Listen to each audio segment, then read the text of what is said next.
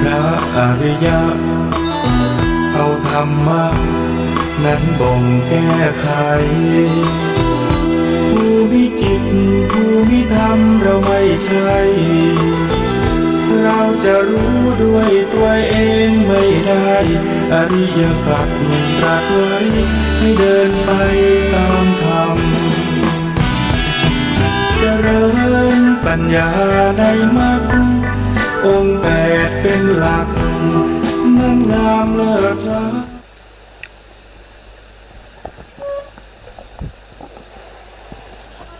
อะลังสัมมาสัมพุทโธภะคะวะพุทธังภะคะวันตังอะภิวาเทมิสวากขาโตภะคะวะโตธัมโมธัมมังนามัสสามิสุปฏิปันโนภะคะวะโตสาวกสังโฆสังฆังนะมามินะโมตัสสะภะคะวะโตอะระหะโตสัมมาสัมพุทธัสสะนะโมตัสสะภะคะวะโตอะระหะโตสัมมาสัมพุทธัสสะนะโมตัสสะภะคะวะโตอะระหะโตสัมมาสัมพุทธัสสะสัมมาสัมพุทธมัตโตลังสัจจธัมมกนุตมังอาภิวาทิยาปัสสิสังอาภิธรรมัตถสังฆังตถาวุตตาภิธรรมัตถาจตุธาปรมัตถโตจิตตังเจตสิกังโลปังนิพพานะมิติสัพพะทังขอกราบนมัสการพระมหาเถระพระสังฆาธิการพระเถรานุเถระและขอสวัสดีท่านผู้ฟังและผู้ชมทุกท่านที่ติดตามในรายการพระไตรปิฎกลอยฟ้าในเนื้อหาของพระอภิธรรมนะครับครั้งนี้ก็เป็นครั้งที่104ในเรื่องของปกิณกะสังคหะซึ่งอยู่ในประเด็นเฉดที่3นะครับซึ่งเราก็พูดถึงในเรื่องของวัตถุเนี่ยวัตถุก็เป็นที่อาศัยเกิดของจิตและเจตสิกวัตถุมีเท่าไหร่วัตถุมีอยู่6นะครับวัตถุมีอยู่6อย่างด้วยกันวัตถุทั้งหมด6อย่างนั้นก็เป็นรูปหมดเลยนะครับไม่มีนามเป็นรูปหมดเลยอย่างเช่นจักขุวัตถุก็ได้แก่จักขุประสาทซึ่งเป็นประสาทตานะครับโสตวัตถุก็คือโสตประสาทก็คือประสาทหูนะคานาวัตถุก็คือคานาประสาทก็คือประสาทจมูกนะครับชิวหาวัตถุก็คือได้แก่ชิวหาประสาทก็คือประสาทลิ้นกายวัตถุก็คือได้แก่กายประสาทนะแล้วก็มโนเขาเกิดทางหาทยรูปหรือหาทยวัตถุนะครับซึ่งเป็นรูปเหมือนกันนะรูปทั้งหมด6รูปนี้ได้ชื่อว่าวัตถุก็เพราะว่าเป็นที่อาศัยเกิดของจิตและเจตสิกจิตและเจตสิกอาศัยวัตถุทั้ง6อย่างนี้เกิดขึ้นตามสมควรนะครับตามสมควรที่เขาจะเกิดได้นะเราก็พูดในเรื่องของจิตที่อาศัยวัตถุมาจนจบไปแล้วนะวันนี้เราจะพูดถึงเรื่องของเจตสิกที่ประกอบอยู่ในจิตนั้นอาศัยวัตถุรูป6เกิดขึ้นโดยแน่นอนและไม่แน่นอนอย่างไรบ้างนะครับวันนี้เราจะพูดถึงในหัวข้อวันนี้นะครับ เดี๋ยวผมขออนุญาตนะครับขยับกล้องนิดนึง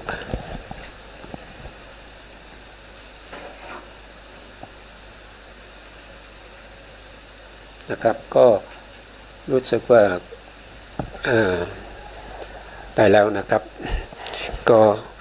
ก่อนเข้ารายการไม่ได้ดูหน้าจอเลยนะครับก็ขออภัยท่านผู้ฟังและผู้ชมด้วยนะครับเราพูดถึงเจตสิกนะครับก็ไปดูสไลด์ของเจตสิกก่อนเลยนะครับในเราจะพูดถึงตรงการจำแนกเจตสิก52โดยวัตถุรูป6นะครับก็คือพูดถึงตรงนี้นะครับพูดถึงตรงนี้เจตสิกนี้มีอยู่52นะครับแล้วก็เจตสิกนี้ก็อาศัยวัตถุรูป6เกิดนะครับอาศัยรูปวัตถุรูป6เนี้ยเกิดขึ้นนะครับวัตถุแรกเราได้ศึกษาแล้วก็คือจักขุวัตถุนะครับทีนี้เราก็มาดูว่าเจตสิกที่อาศัยจักขุวัตถุเกิดโดยแน่นอนมีไหมนะครับท่านบอกว่าเจตสิกที่อาศัยจักขุวัตถุเกิดโดยแน่นอนไม่มีนะไม่มีทำไมมันไม่มีนะครับก็เพราะว่าเจตสิกทั้ง52ดวงเนี่ยที่อาศัยจักขุวัตถุเกิดอย่างเดียวนะครับไม่ไปอาศัยวัตถุอื่นเกิดเลยไม่อาศัยโสตวัตถุเกิดไม่อาศัยคานวัตถุเกิดไม่อาศัยชิวหาวัตถุเกิดไม่อาศัยกายวัตถุเกิดแล้วก็ไม่อาศัยหาทยวัตถุเกิดเฉพาะในจักขุวัตถุเนี่ยไม่มีนะครับเจตสิกที่เกิดที่จักขุวัตถุอย่างเดียวไม่มีนะท่านก็เราก็นะครับเจตสิกนะครับอันนี้คือรูปของเจตสิกนะเจตสิกที่จะเกิดกับจิตได้ทั้งหมดไม่เว้นเลยนะครับก็คือได้แก่สัพพะจิตตสาธารณเจตสิก7ดวงนี้นะครับ7ดวงนี้ก็จะมีผัสสะเจตสิกผัสสะเจตสิกก็คือธรรมชาติที่กระทบอารมณ์นะครับธรรมชาติที่กระทบอารมณ์ยังไงนะครับก็ถ้าเราศึกษาในพระสูตรนะครับศึกษาในพระสูตรเราก็จะเห็นได้ว่าผัสสะจะเกิดขึ้นได้จะต้องมีเขาเรียกว่าเป็นอายตนะนะครับมีอายตนะภายในกับภายนอกนะครับภายในกับภายนอกเกิดการกระทบกันนะเกิดการกระทบกันเกิดการสัมผัสกันตรงนั้นแหละเราเรียกว่าเป็นผัสสะนะครับผัสสะจะเกิดขึ้นต้องมีธรรมะ3อย่างประชุมกันนะครับก็คืออายตนะภายในกระทบกับอายตนะภายนอกแล้วก็มีจิตอาศัยเกิดณจุดนั้นนะครับธรรมะ3อย่างประชุมกันนะครับก็เป็นผัสสะก็เป็นผัสสะคือธรรมชาติที่กระทบอารมณ์ทีนี้ผัสสะก็จะมีอยู่2อย่างนะครับก็จะมีอยู่2อย่างก็คือผัสสะที่กระทบกันระหว่างรูปกับรูปนะครับรูปกับรูปแล้วก็อีกอันหนึ่งก็คือกระทบกันทางนามธรรมนะครับกระทบกันระหว่างรูปกับรูปเนี่ยเราก็จะเรียกว่าเป็นปฏิฆะสัมผัสนะครับก็คือจะมีทั้งที่เป็นมหาพุทธรูปกระทบกับอุปัฏฐยรูปหรือว่าอุปัฏฐยรูปกระทบกับอุปัฏฐยรูปอันนี้คือตัวผัสสะที่เป็นรูปนะแต่ถ้าเป็นนามเนี่ยเขาจะเรียกว่าอาทิวัจนะสัมผัสนะอาทิวัจนะสัมผัสก็คือการกระทบทางใจนะครับก็คือธรรมารมณ์นะครับธรรมารมณ์กระทบกับมโนวิญญาณนะครับมโนวิญญาณพอกระทบกันแล้วนะครับก็เกิดการรับรู้อารมณ์นั้นนะครับอันนี้เรียกว่าเป็นปฏิวัจนะสัมผัสนะครับซึ่งการกระทบกันระหว่างรูปกับรูปกับการกระทบกันระหว่างนามธรรมกับนามธรรมนี้ก็จะแตกต่างกันนะครับการกระทบเนี่ยมันก็จะมีกำลังไม่เหมือนกันนะครับแม้กระทั่งรูปถ้าเป็นอุปัฏฐยรูปนะครับอุปัฏฐยรูปกระทบกับอุปัฏฐยรูปกำลังก็จะมีน้อยนะไม่เหมือนกับมหาพุทธรูปกระทบกับอุปัฏฐยรูปนะพูดถึงในเรื่องของรูป นะครับรูปก็ดูเรื่องของรูปนิดหน่อยนะครับว่าอะไรคืออุปาทายรูปนะอันนี้คือรูป28นี่คือรูป28นะครับรูป28ที่เราเรียกว่าอุปาทายรูปอุปาทายรูปก็คือรูปที่อาศัยมหาพุทธรูปเกิดขึ้นนะครับอุปาทายรูปก็จะมีอยู่ทั้งหมด24รูปนะครับตั้งแต่ปัสสาทรูปลงไปนะครับตั้งแต่ปัสสาทรูปลงไปนะครับลงไปข้างล่างก็จะมีปัสสาทรูป5นะครับแล้วก็โคจรรูป4ภาวะรูป2หัตถยรูป2หัตถยรูป1นะแล้วก็ชีวิตรูป1อาหารรูป1ปริเฉทรูป1วิญญาติรูป2พิการรูป3ลักขณะรูป4พวกนี้เป็นอุปาทายรูปเราไม่ได้ค่อยพูดถึงเรื่องของอุปาทายรูปเลยนะครับแล้วก็เหลือข้างบนนะครับแถวแรกเลยเรียกว่ามหาพุทธรูปอันนี้คือการจำแนกรูปใหญ่ๆออกเป็น2ส่วนนะครับส่วนที่1ก็คือรูปที่เป็นที่ตั้งนะครับเป็นที่ตั้งที่อาศัยเกิดของอุปาทายรูปนะครับรูปเป็นที่ตั้งที่อาศัยเกิดของอุปาทายรูปเราเรียกว่าเป็นมหาพุทธรูปมหาพุทธรูปก็จะมีปฐวีนะครับปฐวี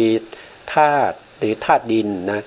อาโปธาตุก็คือธาตุน้ำนะครับเตโชธาตุก็คือธาตุไฟวายโยธาตุก็คือธาตุลมอันนี้เป็นรูปใหญ่เราเรียกว่ามหาพุทธรูปส่วนรูปที่เหลือทั้งหมดเนี่ยเป็นรูปที่อาศัยมหาพุทธรูปเกิดขึ้นเราเรียกว่าอุปาทายรูปนะมีอยู่ทั้งหมด24นะครับ24รูปเป็นอุปาทายรูป4รูปแรกเป็นมหาพุทธรูปเพราะฉะนั้นการกระทบอารมณ์ของอุปาทายรูปกับอุปาทายรูปนี้ก็มีกำลังน้อยกว่ามหาพุทธรูปกระทบกับอุปาทายรูปนะครับอันนี้ก็เป็นลักษณะของการกระทบที่เราเรียกว่าเป็นผัสสะเจตสิกนะครับผัสสะเจตสิกผัสสะเจตสิกนะครับเป็นเจตสิกที่เกิดกับจิตทุกดวงเพราะฉะนั้นจิตที่เกิดขึ้นโดยอาศัยจักขุวัตถุเกิดก็มีผัสสะนะครับจิตที่อาศัยโสตวัตถุเกิดก็มีผัสสะจิตที่อาศัยคานะวัตถุเกิดก็มีผัสสะจิตที่อาศัยชิวหาวัตถุเกิดก็ต้องมีผัสสะเจตสิกนะครับขาดจากผัสสะเจตสิกไม่ได้เลยนะครับเมื่อจิตและเจตสิกเกิดขึ้นไปรับอารมณ์จะต้องมีผัสสะอยู่เสมอเพราะฉะนั้นผัสสะเนี่ยจะเกิดเฉพาะในจักขุวัตถุเนี่ยไม่ได้ถ้าเกิดเฉพาะในจักขุวัตถุอย่างเดียวเนี่ยถือว่าแน่นอนใช่ไหมครับแต่นี่เขาไม่ได้เกิดเฉพาะจักขุวัตถุเขาเกิดในวัตถุอื่นๆด้วยเพราะฉะนั้นถือว่า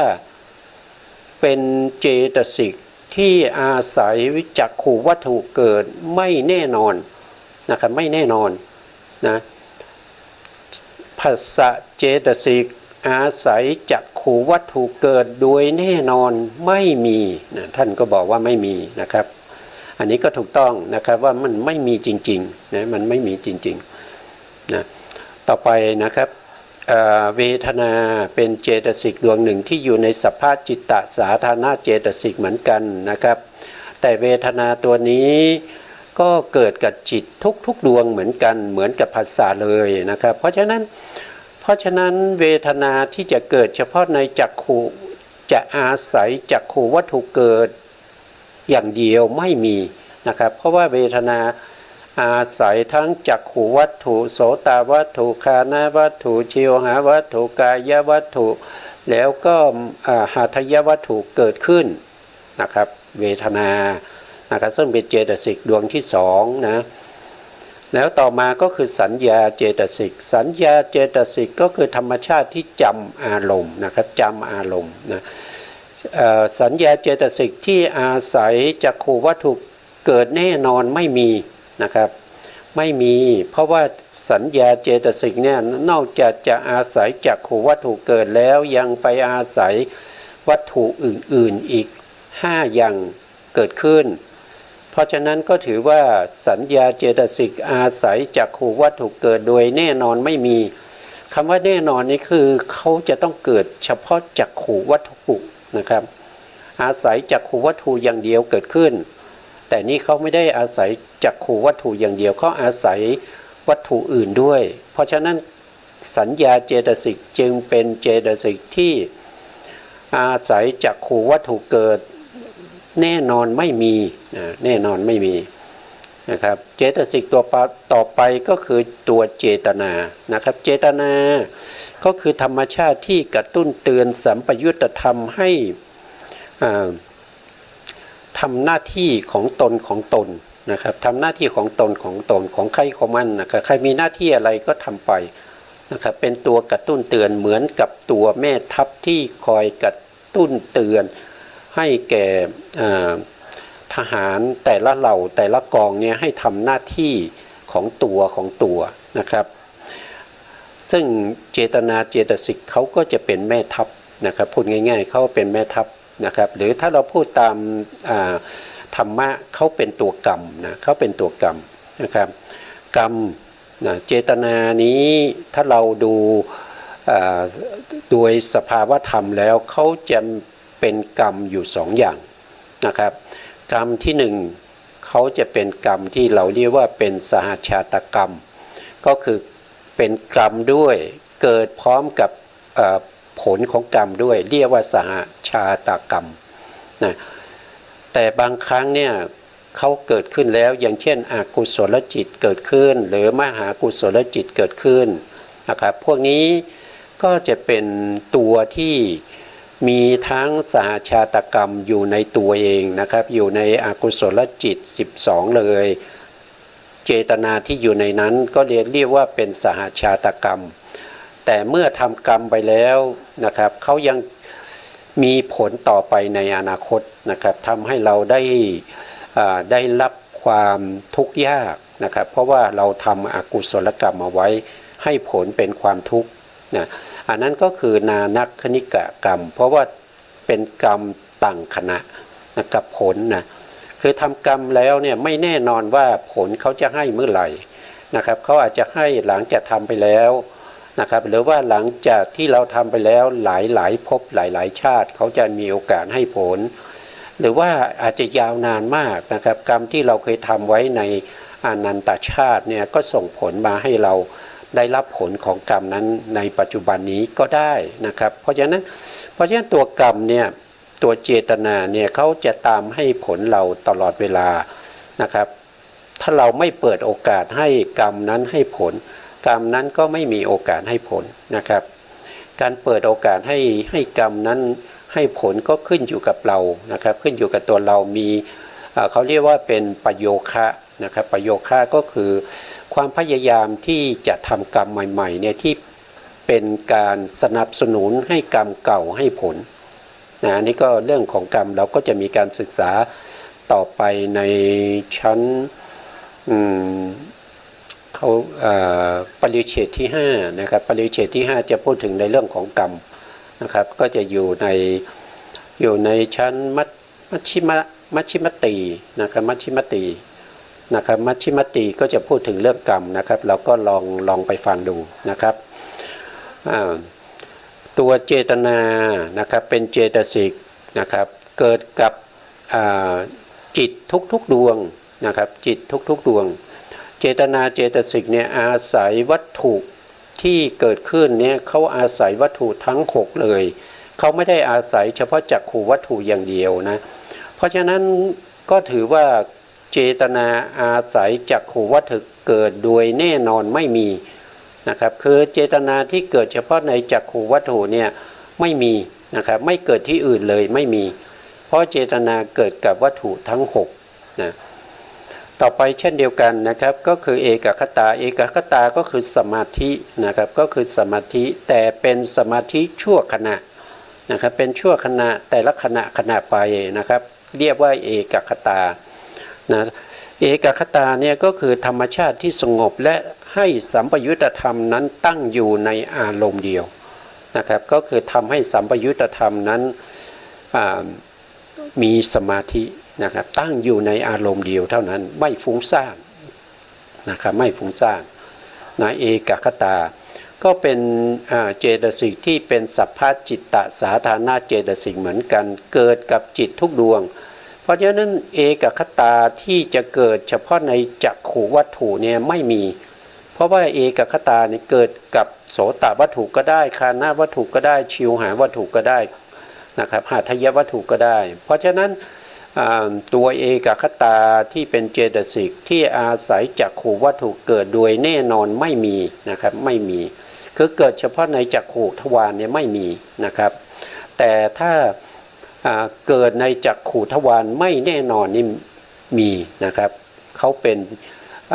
ป็นเจตสิกที่เกิดกับวัตถุทั้ง6ได้นะครับก็ถือว่าไม่แน่นอนเพราะว่าเขาเกิดกระจัดกระจายไปในวัตถุทั้ง6นะครับขึ้นอยู่กับเหตุปัจจัยแล้วก็อารมณ์ว่าเจตสิกนั้นประกอบกับจิตนั้นจะเกิดเมื่อไหร่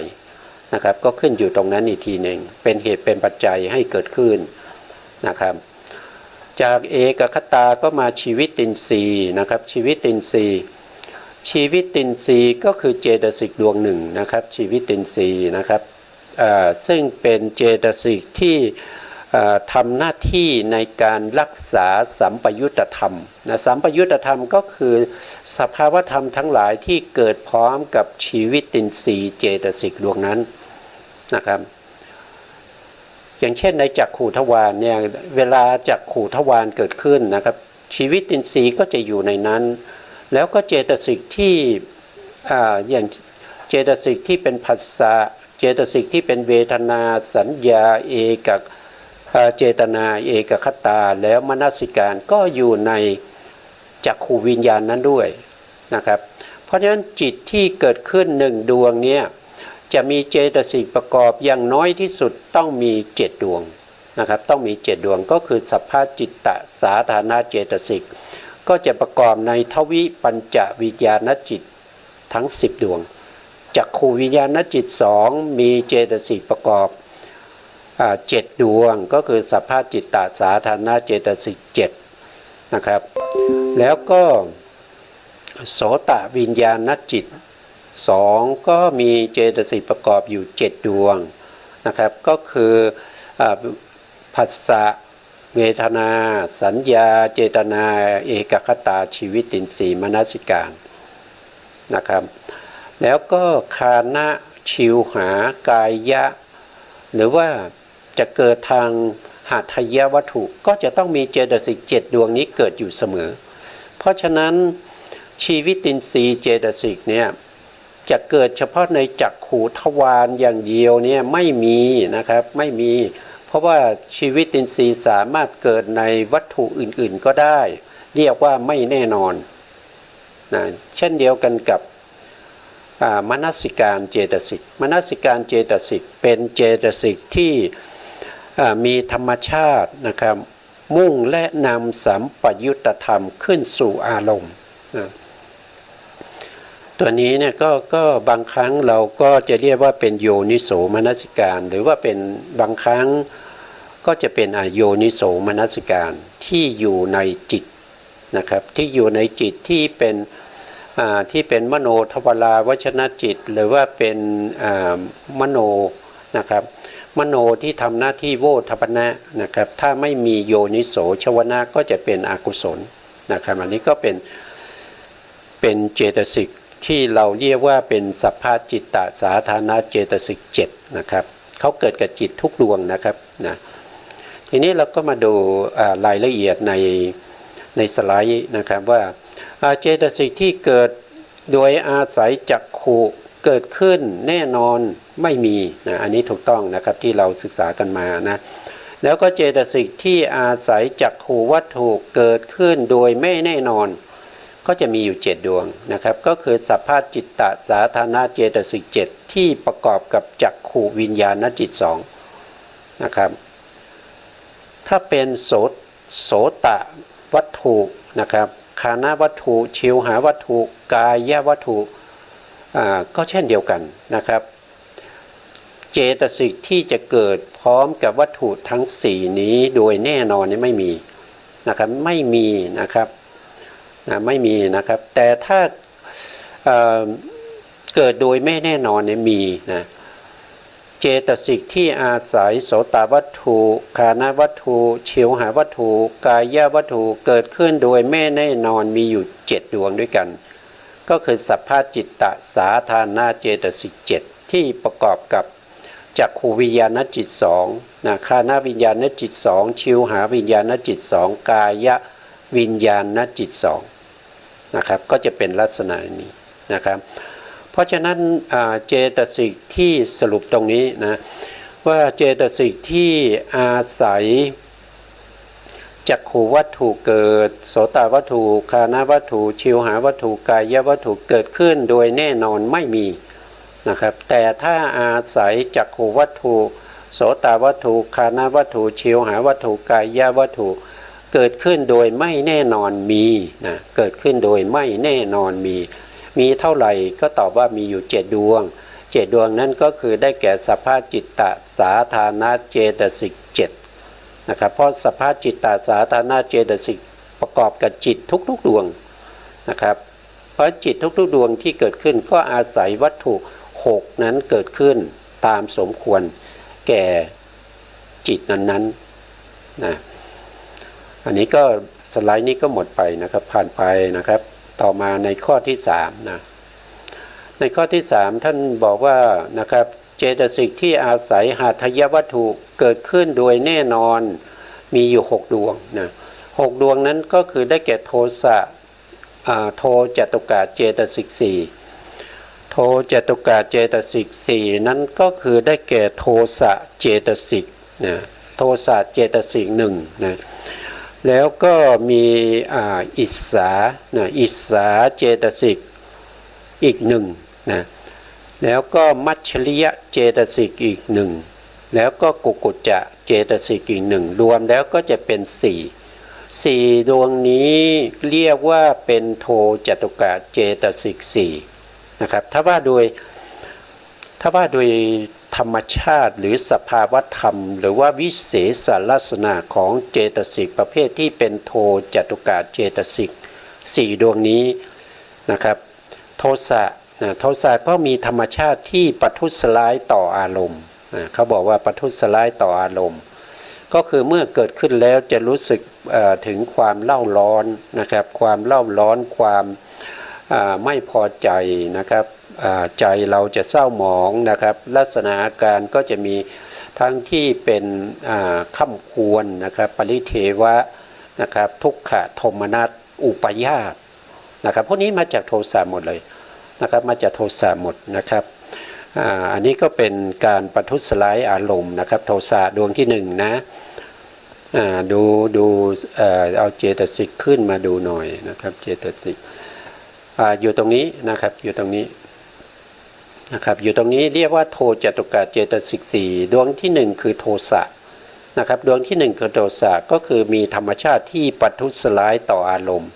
นะครับเกิดขึ้นแล้วมันก็เล่าร้อนมันก็ทำให้จิตไม่สบายบางท่านอาจจะถึงกับร้องไห้ปริเทวะนะครับมีเสียงด้วยนะร้องไห้หรือบางคนอาจจะน้อยเนื้อต่ำใจอะไรพวกนี้ก็มาจากโทสะหมดเลยนะโทสะนะครับเครียดก็มาจากโทสะนะครับมีโทสะมันถึงเครียดนะถ้าโทสะไม่เกิดนี่ก็จะไม่เครียดนะครับโทสะเจตสิกนะครับดวงที่2ก็คืออิสสาเจตสิกหรือว่าอิจฉานั่นเองนะหรือลิษยานั่นเองภาษาไทยเราก็มีหลายตัวนะครับแต่ว่าโดยสภาวธรรมมีอยู่อย่างเดียวนะสภาวธรรมนั้นก็คือธรรมชาติที่มีความไม่พอใจในสมบัติหรือคุณงามความดีของผู้อื่นนะครับอันนี้คือธรรมชาติที่ไม่พอใจนะครับในคุณงามความดีนะในสมบัติทรัพย์สมบัติของผู้อื่นเนี่ยเขาไม่พอใจนะนี่เป็นอิสสาเจตสิกนะแล้วก็มัชฌริยเจตสิกมัชฌริยเจตสิกก็คือธรรมชาติที่มีความตณีหวงแหนในทรัพย์ สมบัติหรือคุณงามความดีของตนนะครับของตัวเองนี่หวงแหนนะครับคือตนีนั่นเองนะตนีนะครับตนีนะครับเรียกว่าเป็นมัชฌริยเจตสิกนะครับแล้วก็กุกุจจะเจตสิกกุกุจจะเจตสิกก็คือเจตสิกที่เป็นธรรมชาติที่มีความรำคาญใจในทุกจริตที่ได้ทำไปแล้วและสุจริตที่ยังไม่ได้ทำเป็นการรำคาญใจนะครับในกุศลธรรมที่ยังไม่ได้ทำอกุศลธรรมที่ทำไปแล้วนะครับก็คือกุกุจจะเจตสิกทีนี้โทจตุกะเจตสิกทั้ง4เนี่ย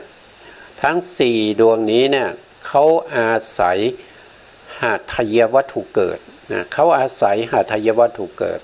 เขาไม่สามารถที่จะอาศัยจักขูวัตถุเกิดนะเขาไม่อาศัยจักขูไม่สามารถอาศัยจักขูวัตถุเกิดนะเดี๋ยว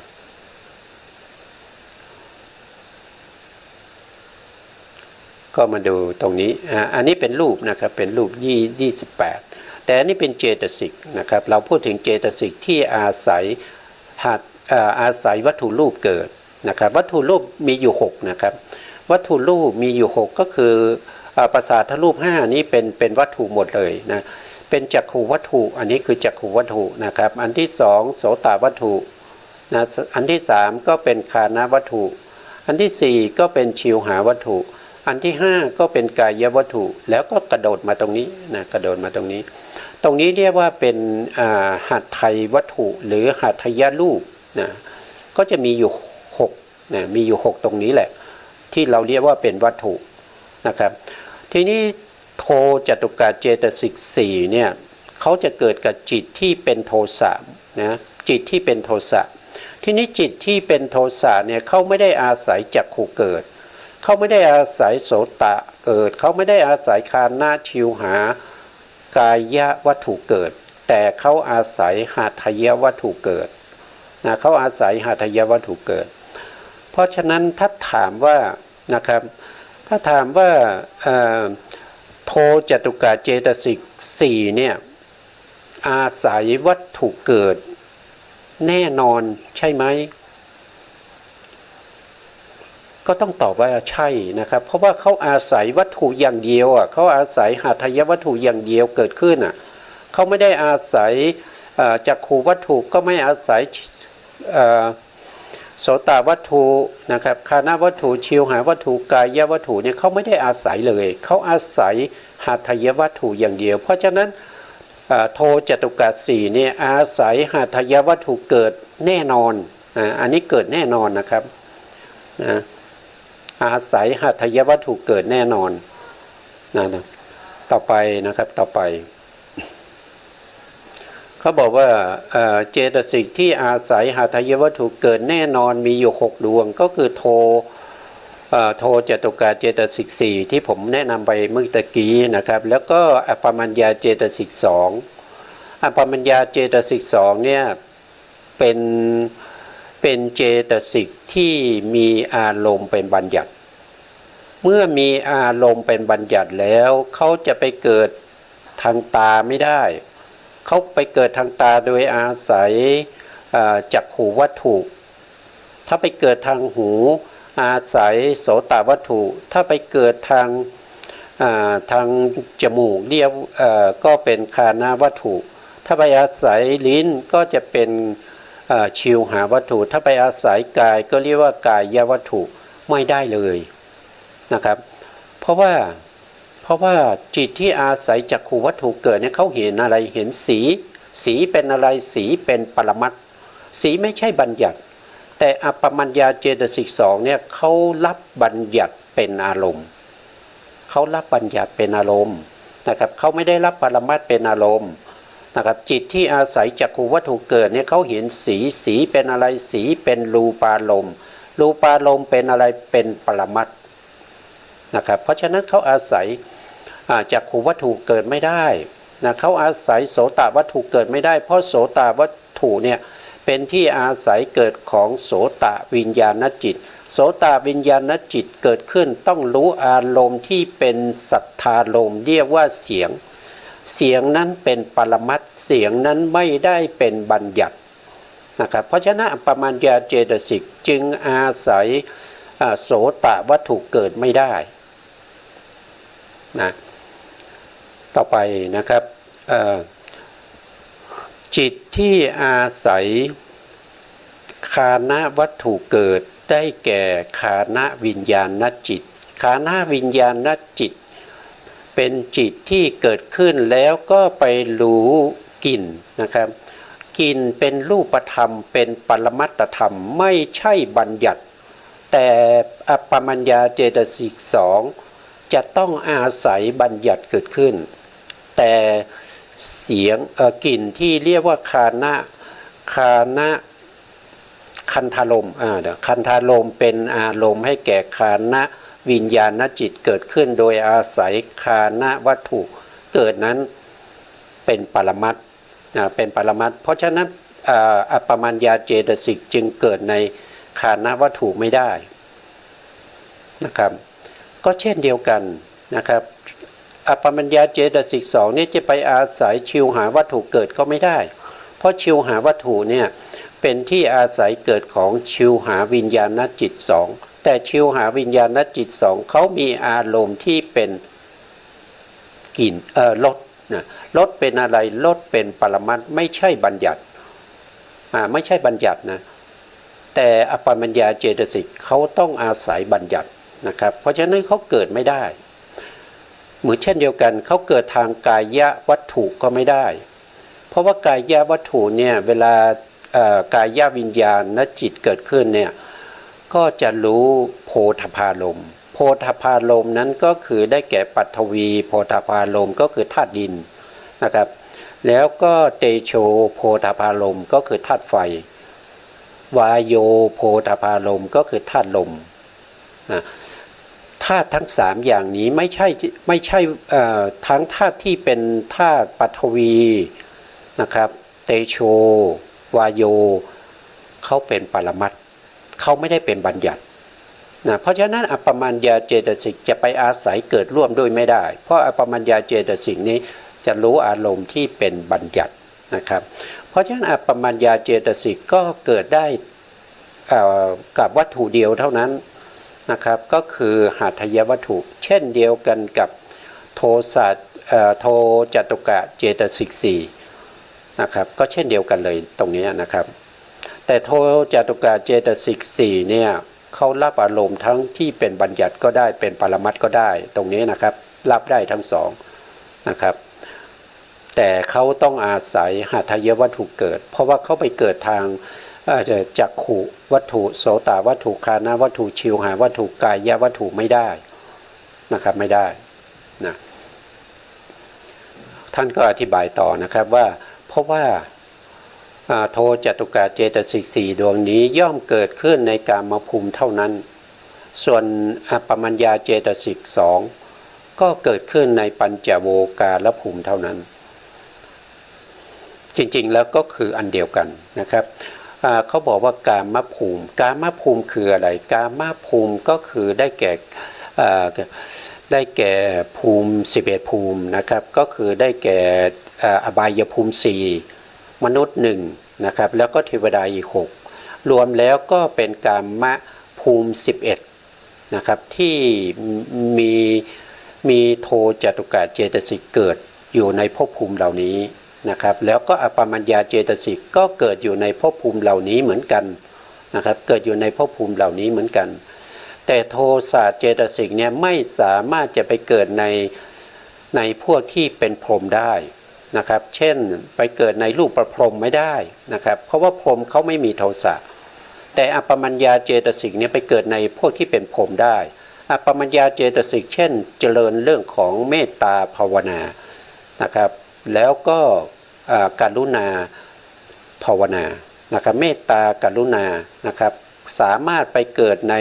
ปฐมฌานได้ทุติยฌานได้ตติยฌานได้นะครับไปเกิดในรูปประพรหมได้นะครับแต่อารมณ์เขาเป็นบัญญัตินะเขาเป็นบัญญัติอย่างเช่นเมตตาเนี่ยเขาจะต้องมีปิยมนาปะสัตตวบัญญัติเป็นอารมณ์ นะครับปียมนาปะสัตวะบัญญัติเป็นอารมณ์ก็คือมีการแผ่เมตตาออกไปโดยมีความปรารถนาดีต่อสัตว์ทั้งหลายนะครับอยากให้สัตว์ทั้งหลายมีความสุขความเจริญนะครับโดยไม่มีขอบเขตไม่มีประมาณทั่วไปในอานันตจักรวาลอันนี้ก็จะเรียกว่าเป็นอัปปมัญญานะครับอัปปมัญญาแต่ถ้าเป็นเมตตาก็เป็นเจตสิกเป็นอัปปมัญญาเจตสิกดวงหนึ่งนะแล้วก็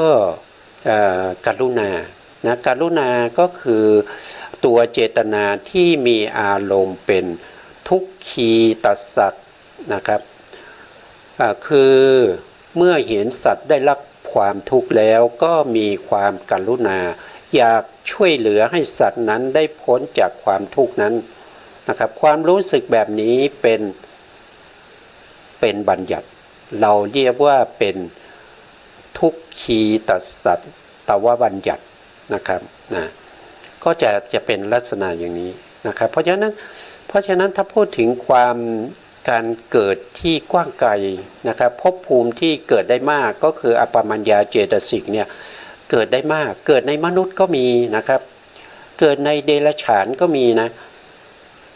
ท่านเคยเห็นแม่สุนัขเนี่ยเขาหวงลูกไหมเขามีเมตตาต่อลูกไหมเขามีความกรุณาต่อลูกของตัวเองไหมนะในสัตว์ก็มีนะครับในพวกที่เป็นเปรตนะครับพวกที่เป็นเปรตนะพวกที่เปรตแล้วก็อสุรกายนี่ก็พอจะมีนะครับพอจะมีนะแต่ถ้าเป็นสัตว์นรกแล้วไม่มีนะถ้าเป็นสัตว์นรกแล้วไม่มีเพราะว่าสัตว์นรกเนี่ยเขาจะได้รับความทุกข์ทรมานอยู่ตลอดเวลาเขาจะไม่มีเวลาที่จะมาคิดถึงความปรารถนาดีให้แก่สัตว์อื่นได้รับความสุขนี่ไม่มีนะครับไม่มีเวลาแม้กระทั่งจะคิดให้บุคคลอื่นได้รับความสุขนะครับอยากให้บุคคลอื่นพ้นจากทุกข์เนี่ยเขาไม่มีเวลาที่จะต้องมามีเวลาที่จะคิดเพราะว่าเขาต้องถูกทรมานอยู่ตลอดเวลานะครับเพราะฉะนั้นอัปปมัญญาเจตสิกเนี่ยอันนี้เป็นว่าโดยอัตโนมัตินะครับผมเข้าใจว่าสัตว์พวกที่เป็นสัตว์นรกเนี่ยน่าจะไม่มีนะครับน่าจะไม่มีอัปปมัญญาเจตสิกนะมีหรือเปล่าก็ไม่รู้นะครับแต่ว่าถ้าพูดถึงมนุษย์เรามีแน่นอนนะครับมนุษย์เรามีแน่นอนเทวดามีแน่นอนพวกพรหมนี่มีแน่นอน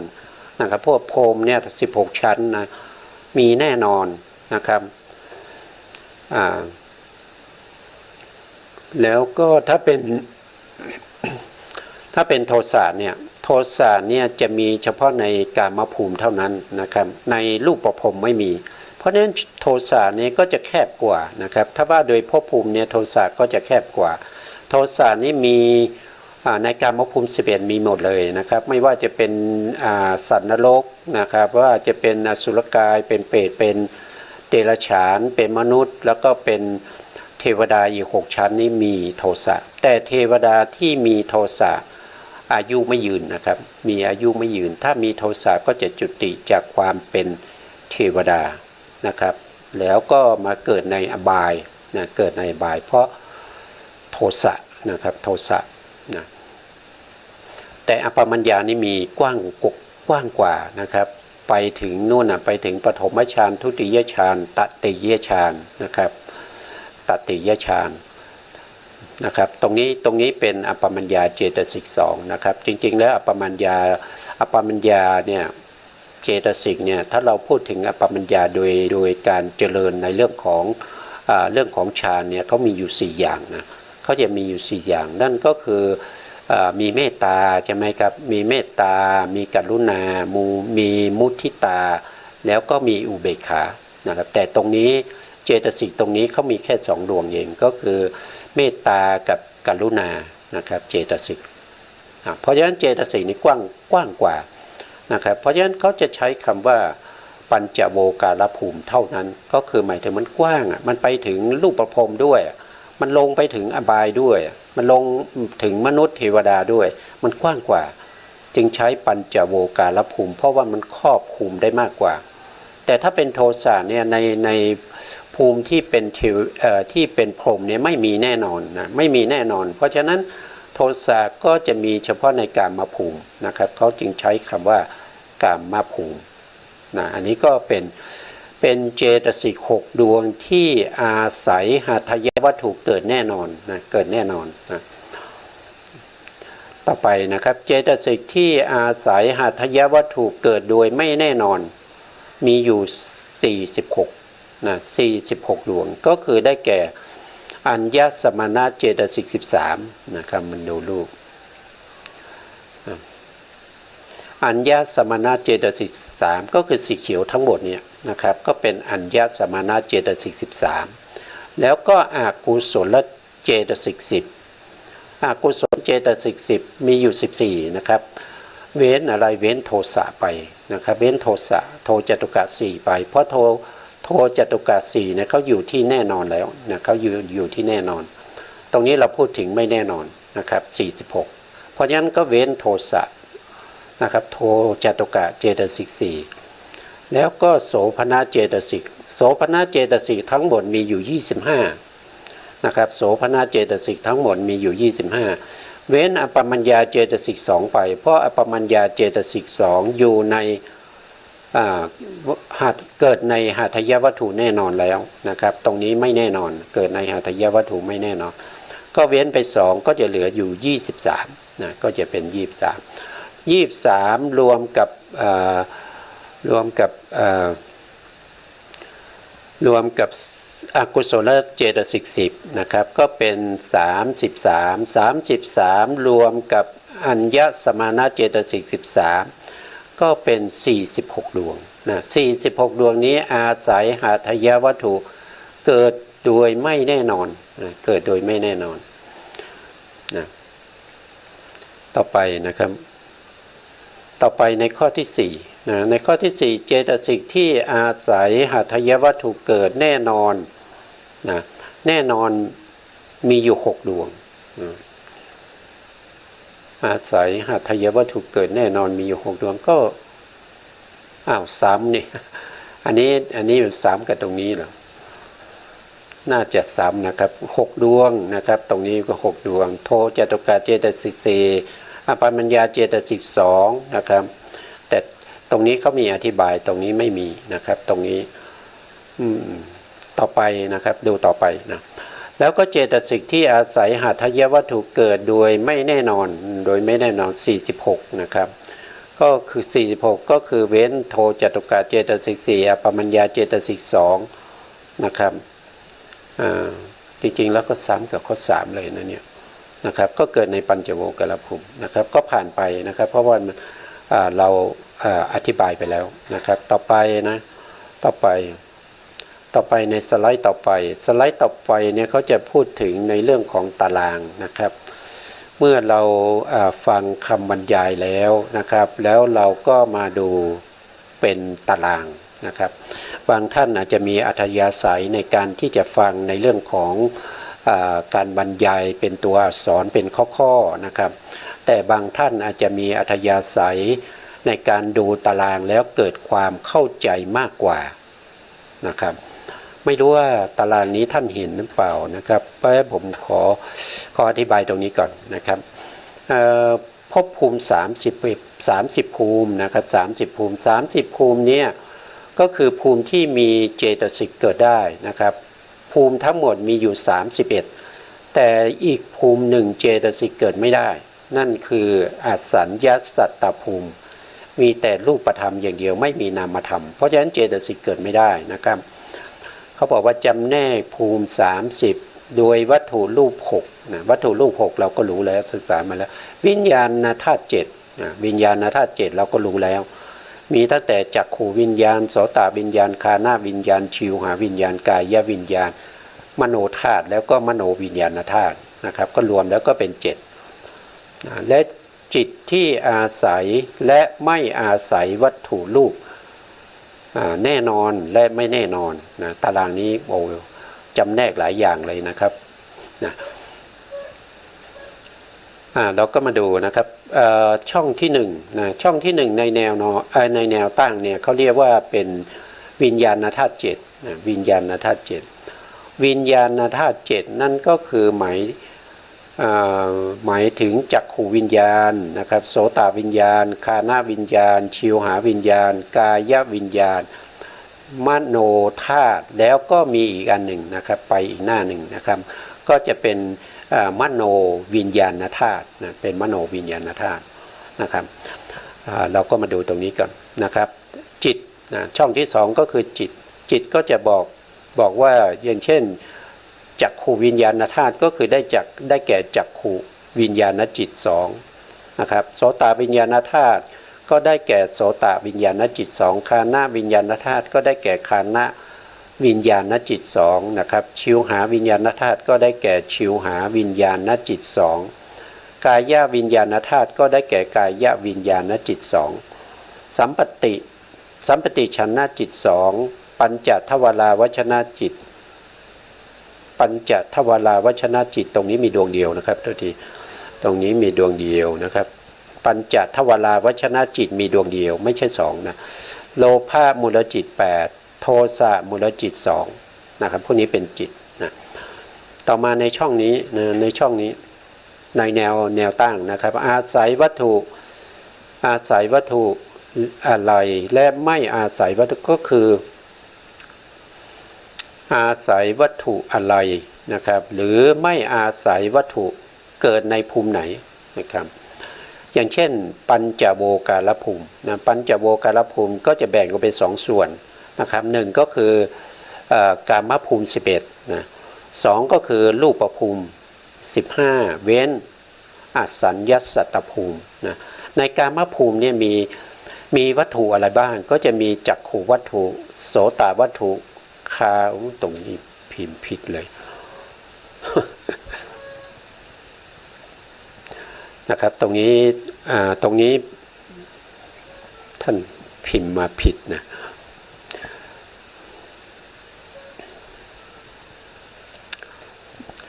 ครับก็จะเป็นคานะวัตถุชิวหาวัตถุแล้วก็กายวัตถุนะกายวัตถุแล้วก็หาทายวัตถุนะหาทายวัตถุอันนี้ก็เป็นที่วัตถุที่เกิดในรูปประพรม15นะครับก็จะมีอยู่3วัตถุด้วยกันก็จะมีจักขูวัตถุนะครับ2ก็คือโสตวัตถุนะครับโสตวัตถุ3ก็คือหาทายวัตถุนะครับก็จะมีอยู่3วัตถุนะ3วัตถุนี่เป็นของพรหมนะครั้งก่อนได้อธิบายไปแล้วนะครับในการที่เขาไม่มีคานหน้าวัตถุชิวหาวัตถุแล้วก็กายวัตถุเพราะอะไรนะแล้วก็เพราะอะไรเขาถึงมีจักขูวัตถุโสตวัตถุนะครับอันนี้ก็อธิบายไปแล้วนะก็ไม่พูดถึงนะแล้วก็ต่อมานะครับต่อมาตรงนี้เขาบอกว่าเป็นจตุโวการภูมิก็คือภูมิที่มีขันธ์4นะครับไม่มีรูปขันธ์นะไม่มีรูปขันธ์เพราะฉะนั้นเขาจึงไม่มีวัตถุนะเพราะว่าวัตถุ6เนี่ยเป็นรูปหมดเลยในจตุโวการภูมิเขาไม่มีรูปเพราะฉะนั้นเขาจึงไม่มีวัตถุใดๆนะไม่ว่าจะเป็นจักขวัตถุก็ไม่มีโสตวัตถุก็ไม่มีคานะวัตถุก็ไม่มีชิวหาวัตถุก็ไม่มีกายวัตถุก็ไม่มีแล้วก็หาทายวัตถุก็ไม่มีนะครับท่านบอกว่าไม่มีวัตถุนะไม่มีวัตถุในจตุโวการภูมินะจตุโวการภูมิมีอยู่4ภูมินะครับจำได้นะครับอรูปภูมิ4นะก็คืออากาสานัญจายตนะภูมินะครับแล้วก็วิญญาณัญจายตนะภูมิอากินจัญญายตนะภูมิแล้วก็เนวสัญญานาสัญญายตนะภูมิ4ภูมินี้ไม่มีวัตถุรูปใดๆเลยนะครับแต่จิตก็เกิดขึ้นได้นะครับแต่เกิดขึ้นได้ไม่หมดนะเกิดขึ้นได้บางส่วนเท่านั้นนะครับเราก็ไปดูนะครับแล้วก็จะศึกษาต่อไปนะครับว่าอะไรเกิดได้นะตอนนี้เราดูตารางก่อนนะแล้วก็ตรงนี้ก็คือจิตที่อาศัยวัตถุรูปเกิด อาศัยวัตถุรูปเกิดเนี่ยเขาก็แยกออกมาเป็นอาศัยแน่นอนกับอาศัยไม่แน่นอนนะครับอาศัยแน่นอนกับอาศัยไม่แน่นอนนะอาศัยแน่นอนก็จะมีประเภทที่เป็นจักขูวัตถุโสตวัตถุคานาวัตถุชิวหาวัตถุกายวัตถุแล้วก็หัตถยวัตถุหัตถยวัตถุทำไมมีสองนะอย่าตรงนี้ต้องเอาไว้ก่อนนะครับเวลาก็ใกล้จะหมดแล้วนะแล้วในส่วนที่มาไม่แน่นอนนะครับก็คือจิตที่อาศัยวัตถุที่ไม่แน่นอนไม่มีนะครับไม่มีที่แน่นอนมีนะครับมีจักขูวิญญาณจิตสองอาศัยจักขูวัตถุเกิดนะโสตวิญญาณจิตสองอาศัยโสตวัตถุเกิดชิวหาวิญญาณจิตสองคานะสินะคานะวิญญาณจิตสองอาศัยคานะวัตถุเกิดนะครับตรงนี้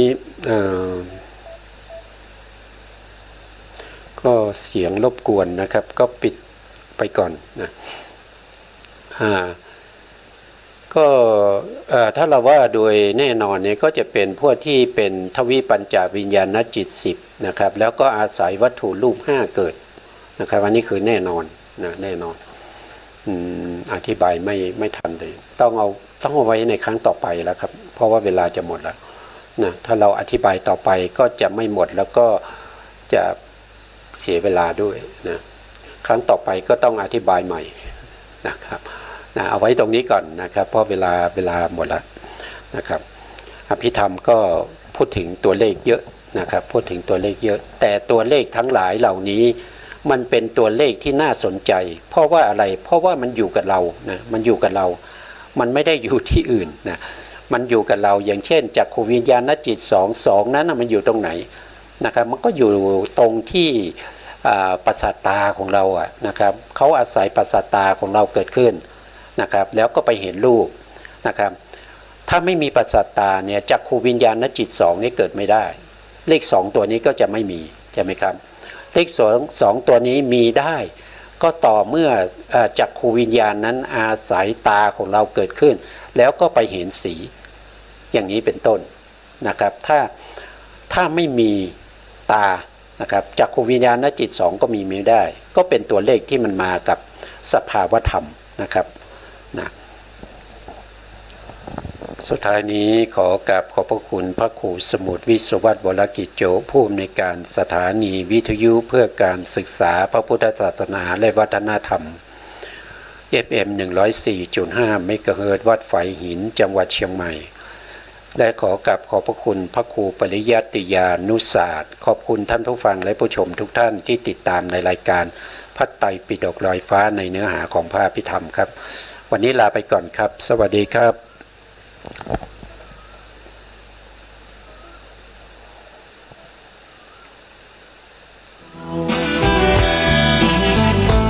เสนอคณะรัฐมนตรีพิจารณาขยายเวลาประกาศใช้พรก.ฉุกเฉินในการประชุมสัปดาห์หน้ากระทรวงการอุดมศึกษาวิทยาศาสตร์วิจัยและนวัตกรรมออกมาตรการช่วยเหลือเยียวยานักศึกษาและผู้ปกครอง